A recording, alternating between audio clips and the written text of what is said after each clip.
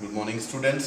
Today lecture 17 and we will solve the equations जो कि हमने लास्ट लेक्चर में डिस्कस किया था. Now this is my first question. 3x plus 11y is equal to 7. 6x plus 22y is equal to 5. The given equation can be expressed as ax is equal to b. Here a is 3, 11, 6, 22. x और y के जो variable हैं वो a में आएंगे. x जो है वो मैट्रिक्स बनेगी x और y, और जो b है वो है these constant 7 and 5. स्टेप 1 के अंदर this will be in step 1. Step 1 के अंदर हमने क्या करा, इसको a में लिखा, x में लिखा और b में लिखा. अब हमने डिटरमिनेंट ऑफ मैट्रिक्स a निकालना है, और ये क्या आएगा 66 minus 66 is equal to 0. Now determinant of matrix a is 0. Therefore, A is singular matrix. अब आपको अच्छे से पता है सिंगुलर मैट्रिक्स से कभी भी इनवर्स नहीं निकलता, नॉन सिंगुलर मैट्रिक्स का इनवर्स निकलता है. तो अब हम क्या कर सकते हैं इस सिचुएशन के अंदर. अब हमारे पास चार्ट के अंदर था कि अगर हमारे पास डिटरमिनेंट ऑफ मैट्रिक्स से नॉन जीरो आ जाए तो हम उसको यूनिक सोल्यूशन कहते थे और x is equal to a inverse b निकाल लेते थे, जो कि हमने प्रीवियस क्वेश्चन में डिस्कस किया. अब चूंकि हमारे पास डिटरमिनेंट ऑफ मैट्रिक्स ए 0 आया है, तो अब हमारे पास दो पॉसिबिलिटीज है. अगर हमारे पास डिटरमिनेंट ऑफ मैट्रिक्स से 0 है तो देयर आर टू पॉसिबिलिटीज. वो पॉसिबिलिटी क्या है कि adjoint of A dot B non zero आ जाए, या फिर adjoint of A dot B 0 आ जाए. अगर ये नॉन जीरो आ गया तो इट विल बी इनकंसिस्टेंट, और अगर ये आ गया तो कंसिस्टेंट. हमारे पास दो पॉसिबिलिटीज है. अब हम इन दोनों पॉसिबिलिटीज को चेक करते हैं कि adjoint of A dot B हमारे पास क्या आता है. Let's find out. अब स्टेप 2 हमारा क्या रहेगा. Now my step 2 is find adjoint of A dot B. ये है. अब सबसे पहले हमारे को एडजॉइंट ऑफ ए निकालना, जो कि कैसे निकलता है आपको पता ही है, a11 कोफैक्टर से. जिस तरह हमारे पास ये मैट्रिक्स है 3, 11, 6, 22, राइट. तो हमारे पास a11 कैसे निकलेगा, first row first column 22. a12 कैसे निकलेगा, first row second column but -6. क्यों? क्योंकि ये ओड है, आपको पता. a21 again odd, second row first column -11. a22 क्या आएगा, सेकंड रो सेकंड कॉलम 3 आएगा. तो अब हमारे पास क्या बनेगा 22 -6 -11 एंड 3, इसका ट्रांसपोज. That implies 22 -11 -6 3. ये मेरे पास आ गया. अब मैंने क्या करना है, अब मैंने इसकी मल्टीप्लाई करनी है बी मैट्रिक्स के साथ. बी मैट्रिक्स क्या है, 7 और 5. 7 5, राइट. इस मैट्रिक्स का ऑर्डर क्या है, 2 रो एंड 2 कॉलम. इसका क्या है, 2 रो 1 कॉलम. तो ये दोनों की मल्टीप्लाई पॉसिबल है.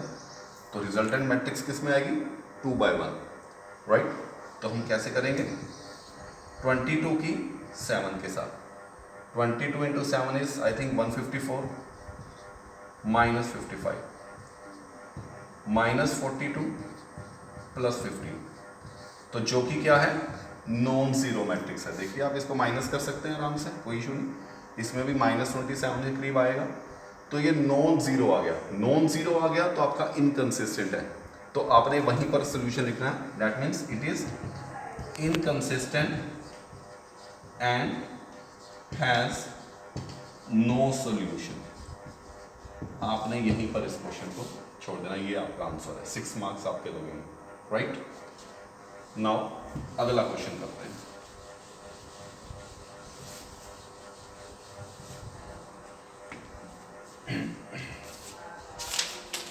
नाउ नेक्स्ट क्वेश्चन इज, मैं सीधी फॉर्म में लिखता हूँ, ax is equal to b की फॉर्म में, जो कि है हमारे पास 1, 5, 3, 15 and x is x, y और b इज 7, 21. राइट। अब हम लोग क्या करते हैं, स्टेप 1 के अंदर हमने इस चीज़ को मेंशन कर दिया, Ax is equal to B की फॉर्म में हमने मैट्रिक्स को लिख दिया। अब हमने डिटरमिनेंट ऑफ मैट्रिक्स ए निकालना, which is 15 minus 15 that is equal to 0। Again ये मेरे पास 0 आ गया। तो अब मुझे क्या देखना है कि adjoint of A dot B का नेचर कैसा है। Adjoint of A dot B मुझे फाइंड आउट करना, राइट। सबसे पहले मुझे adjoint of A find out करना, और जो कि मेरे पास आएगा A11 first row, first column, first row, and first column is -5 -15 sorry +15।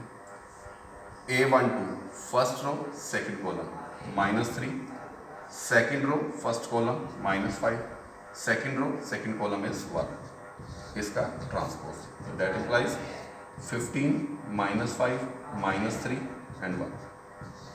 अब हमने क्या करना, इसकी 7 और 21 से मल्टीप्लाई कराना। तो ये मेरे पास 2/2 का है, ये 2/1 का है, तो रिजल्टेंट मैट्रिक्स मेरा 2/1 का आएगा।